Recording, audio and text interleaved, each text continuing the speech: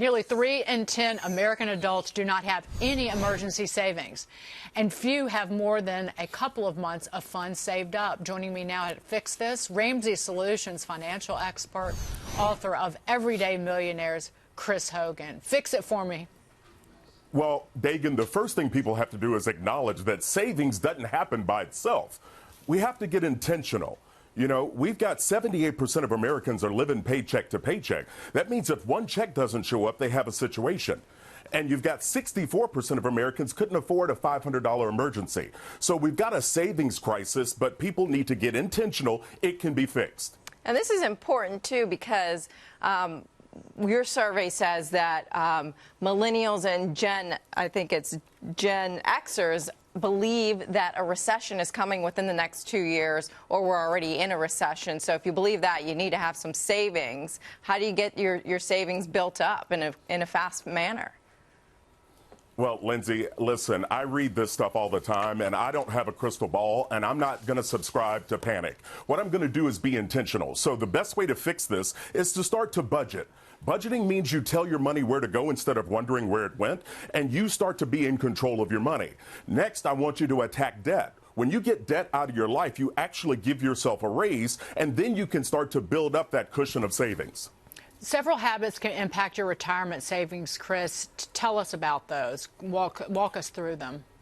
Well, we have to remember, Dagan, first and foremost, that retirement's not an age, it's a financial number. So people have to be intentional. But we need to be careful. This summertime, people are happy and excited, but we can't buy things simply because they're on sale. You need to be careful there. If it's on sale, you allow yourself to get off track if you don't stick to a plan. The next thing is we have to pay attention to the little things. I'm talking about the subscriptions that we're paying for that we don't use anymore, or the little small dollar amounts that are going out for fancy coffee each and every month. So be intentional there, and don't spend money just because you have it. I want you to be intentional about your future. Remember, your retirement dreams don't happen because you want them. They happen because you work toward them. Chris, this is Jack Brewer. At what times are debt a good option? You know, being realistic, some people, get in a crunch, or, they need to borrow some cash, or they just want to make a good financial decision. When would you suggest that you use debt? Jack, I only see debt as an option if you're buying a mortgage, and that's a 15-year fixed-rate mortgage, but only after you're out of debt and you've got an emergency savings. Listen, I learned how to count a long time ago. When I use someone else's money, they charge me a penalty in the form of interest. I don't want to be charged a penalty. I want to be rewarded. So remain allergic to debt and build up your savings and invest for the future. You know who you can borrow from? Yourself. Through your 401k plan. See, there I go. Dagan.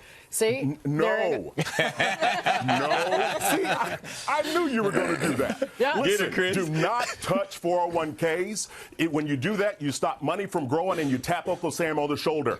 Don't touch that money. No, there's no penalty. If you go to your employer and say, I need a down payment for a house, I don't have any debt, but I have all this money sitting in a 401k, I can borrow from it, and you have to repay it back. You have to pay it back, and it just deducts out of your paycheck every Here's the other problem with that, Dagan. If someone loses or leaves that job, that loan becomes due and payable within 90 days. You add more stress. Just go work, save up a down payment, get a house.